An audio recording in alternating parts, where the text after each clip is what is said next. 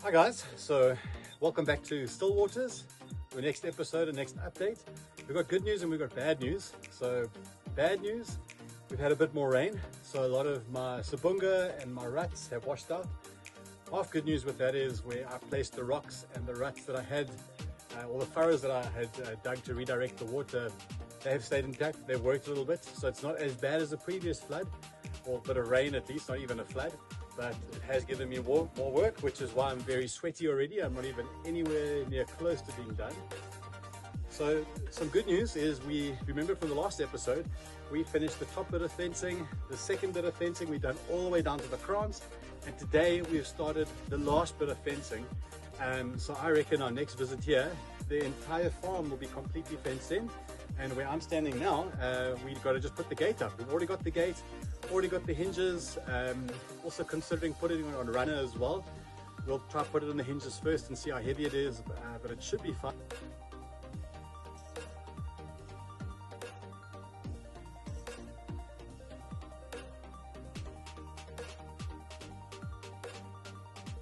So with the planting of the trees, you can see I've just put 2 aloes up by our gate.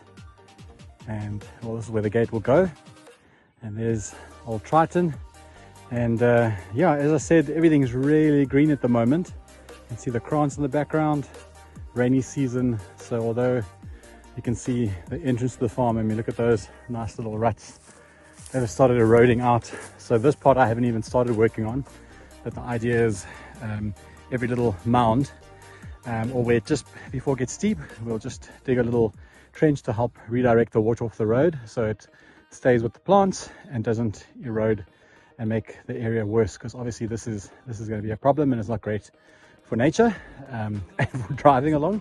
But you can see everything is green, so I'm definitely going to have to go down and cut grass towards the river now. And this beautiful hedge over here that's flowering, that is the lantana. I'm going to show you how sneaky this stuff is. But yeah, with the rainy season, I'm gonna have to cut a few more times, maybe up until March. So yeah, nice pretty flower.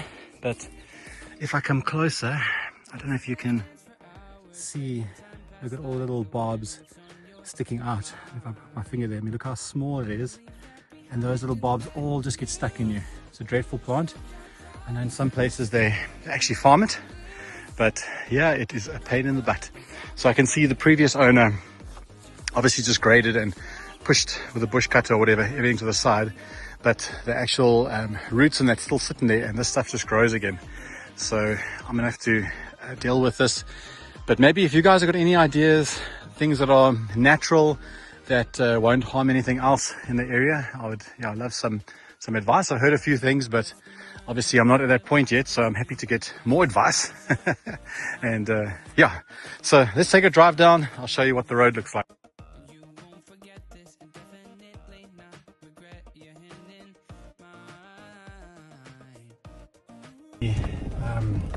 Towards the right there, so the rocks from the Sibunga have stayed in place, but not the actual sand.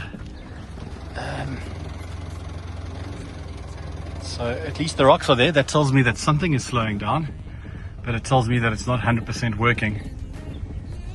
Someone's giving me a great idea with like a crushed cement type thing. I'll look into that as well. So over here, this is our first little hill, and I mean, the actual furrow that I dug is completely gone. So I think I'm going to stop here quickly, just try and redig it. And I can see just past it, again, the rocks have stayed there. A lot of the Sibunga's washed out. I mean, this was all nice and smooth. But I mean, I still think a high clearance vehicle could get down here very easily. I mean, this bakkie that I'm driving is not, it's 4x4, but I'm not using 4x4, and it's very low compared to other 4x4s. So I think it's definitely accessible with a high clearance vehicle. You can see there, just in the middle of the screen, there's a line in the dirt. That's where my other furrow was. So it's also kind of washed out and evened out, and I can see just below it as well. I'll show you in a moment how the rutters washed all the sand out, but the Sibunga rocks are still there, which is great.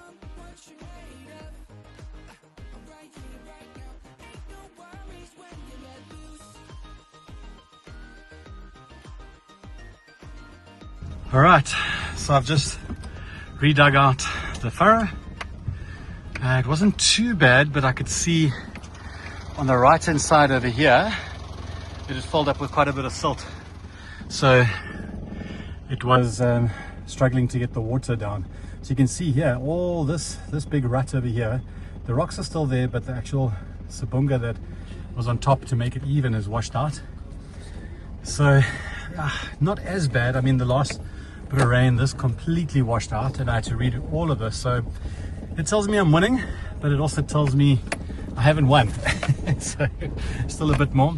And even here, I'm gonna come and fix this as well. This is completely smoothed out, and again you can see, if I look on the left hand side there, so it looks like the water, I'm trying to redirect it to the right hand side here, but it's obviously filled up on the right with silt, and then it's made its way down the left. So I might need to build a little mound on the left to keep it flowing down there. With you, my arms, nothing can go wrong. We'll fall asleep on a starlit beach, just us two, somewhere new, somewhere new.